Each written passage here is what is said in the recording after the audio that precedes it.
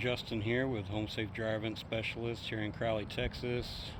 I'm here doing a dryer vent, and this customer says they had their dryer vent cleaned out by a local company, and they're still having problems with their vent.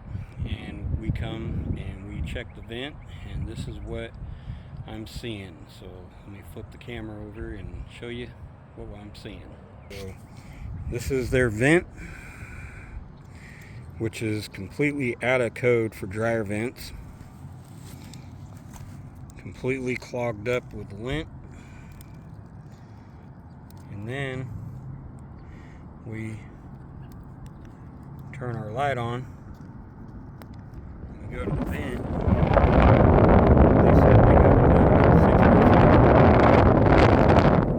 Still super dirty.